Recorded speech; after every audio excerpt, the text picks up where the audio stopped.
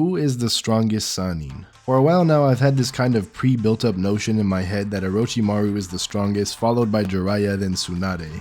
And this has just been my sorta headcanon ranking for them because I've never actually dived into how strong each of them are compared to each other. So that's why we're here today. I want to also preface real quick that when I say strongest, I'm not talking about like physical strength. I mean, that's obviously a factor, but I'm also including things like speed, hacks, and durability. All of this falls into the category that I'm calling strength. So with that out of the way, let's get into it. So to start us off, I think that we can look at the only like confrontation between all three of them in the whole series real quick. When they all fight here, it's meant to be this like insane battle between the legendary three. And this is kind of where my headcanon ranking stems from because Orochimaru, well nerfed, takes on both Jiraiya and Tsunade here. But at the same time, Jiraiya and Tsunade are both nerfed as well, which is why this fight is kind of interesting. It doesn't really give us like a concrete answer on who would be stronger, because at the time they're all nerfed. All we really learn about them is that Manda is the strongest summoning out of the three, which remains pretty consistent with the snake summonings being stronger than the toad summonings, and being stronger than Katsuyu because she's primarily a healing summon and non-combative compared to the others. But outside of that, this fight doesn't give us much to rank them, especially with Orochimaru not being able to use jutsu or his arms, Jiraiya being just nerfed all around due to being drugged, and Tsunade having a massive mental nerf due to her past and her fear of blood. The only way I think we can get a concrete answer is through scaling each character and just figuring out which feats are better. Let's start off with Jiraiya. Before we do anything, I want to clear up the misconceptions surrounding the Itachi statement when he claimed that Jiraiya could have beat both him and Kisame. This was pretty obvious that he wasn't trying to hurt Jiraiya, as they were technically allies because Itachi was a spy for the Leaf amongst the Akatsuki. So no, Jiraiya is not soloing both of them. In fact, I highly doubt that he could take either of them on individually. Okay, so with that cleared up, all of Jiraiya's best feats come from Shippuden, more specifically his fight with Pain. This is the fight where he went into his strongest form, that being Sage Mode, and well, in Sage Mode it pretty much buffed him all around. His ninjutsu, taijutsu, and genjutsu got a massive buff. On the ninjutsu side of things, he's now able to create the Odama Rasengan, which in the data book it says that it's able to carve away mountains. This statement seems to imply that he would be like mountain level, as he's able to carve them away, obviously. Another impressive ninjutsu showing is the fire style giant flame bombs, which in the data book as well are stated to be more than 10 times as large as his base flame bombs. Using this statement, I think it's fair to assume that he gets like a 10 times buff, at least in his chakra volume, just by entering Sage Mode. And in the genjutsu department, well, in Sage Mode, Jiraiya has Ma and Pa, and they're just with him by default because he needs them to enter Sage Mode.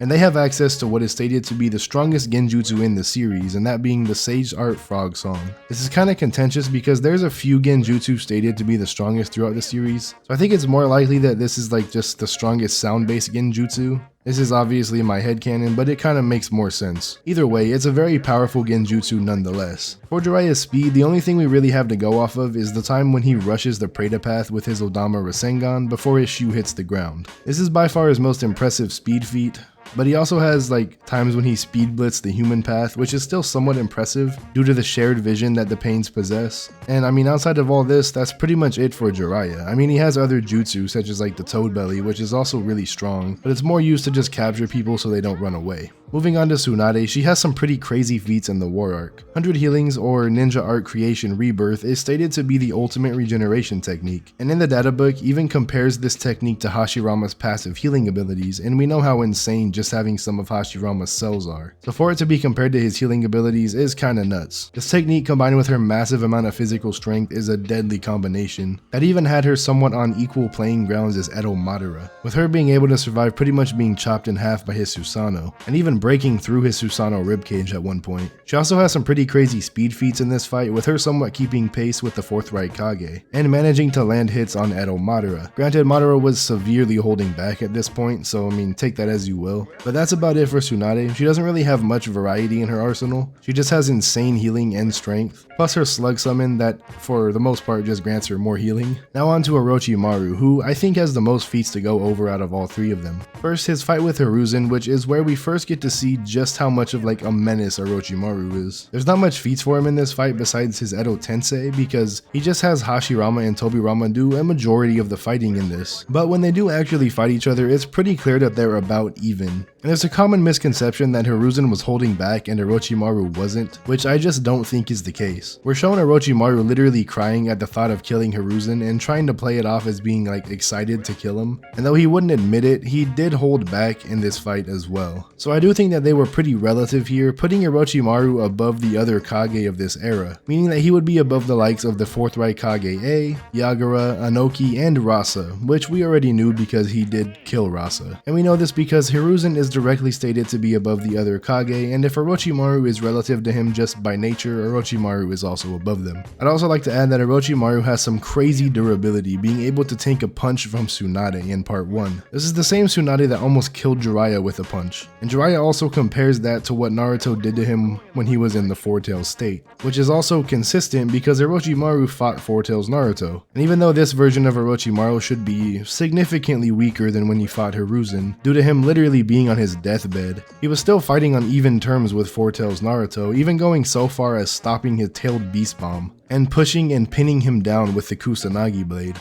Then a bit further down the line, we see his Hydra form, which is stated to be his strongest form. We don't have much to go off of in terms of feats for this form, but we do have databook statements saying that this form represents good fortune and regeneration, and pretty much says that Orochimaru has acquired the ability to regenerate himself no matter what line of death he crosses. Meaning Orochimaru is essentially immortal, but I'm sure everyone kind of already knew that. So after all this, I think that my ranking of the 3 has changed a little bit. I still think Orochimaru is the strongest of the 3 due to him being above Raikage A, who Tsunade fought alongside and was pretty much equal to. And with all his hacks at his disposal, I don't doubt that he also beats out Jiraiya. I now have Tsunade at 2nd place due to her having better feats against a stronger opponent than Pain, who killed Jiraiya. And keeping up with the Raikage is a much better speed feat than anything Jiraiya has been shown to do. And though Jiraiya is my favorite of the 3, I think he's just objectively the weakest. And I've already explained why with the previous 2 characters' explanations. So that's gonna do it for this video. I hope you guys enjoyed. If you did, make sure to leave a like and consider subscribing if you're into Naruto and Boruto content. Also, make sure to comment your thoughts on this topic down below as well, and any video ideas that you may want me to cover in the future. I'll be reading every single comment. But yeah, that's it for this one. Thanks for watching. Trippy out.